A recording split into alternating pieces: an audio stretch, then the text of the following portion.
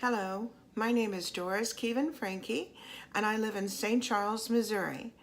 I'm a writer and an archivist and a professional genealogist.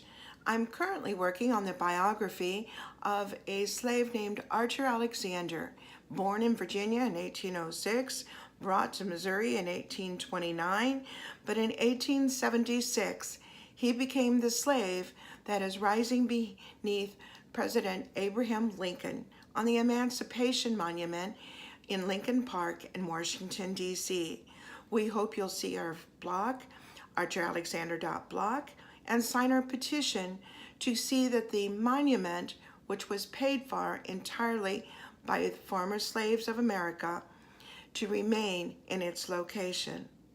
Today I'd like to share Scene 24, entitled Moses Dixon and the Knights of Liberty, for the film Walk With You, the story of Dred Scott and the Blow family of Virginia.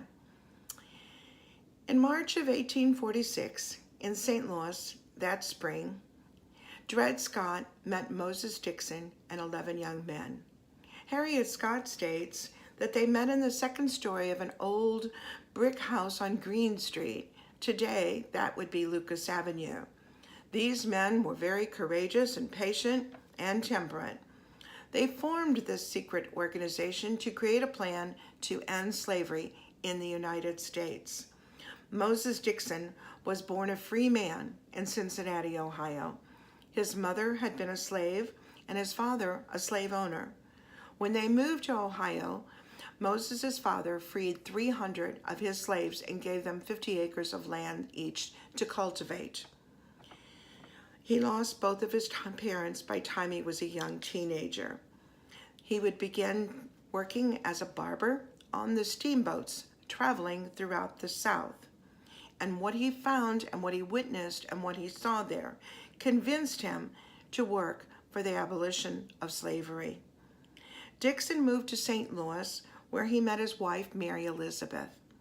He was known as Father Dixon, and his wife, who was on equal ground, was Mother Dixon, and they operated a station on the Underground Railroad about 10 miles apart from St. Louis, Missouri, across the Mississippi River over into Illinois. In the spring of 1857, they managed to transport 69 slaves to freedom. Moses Dixon states, "It is determined that we organize our people throughout the South, drill them, and in 10 years from this time, strike for freedom.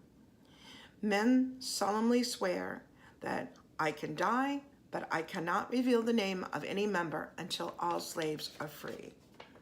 Now, they did manage to recruit about 40,000 men who had planned to revolt against the South's peculiar institution. And then, during the Civil War, over 150,000 men would enlist in the Union's Northern Army as the U.S. colored troops. If you like this video, please press the like and the subscribe button. Thank you.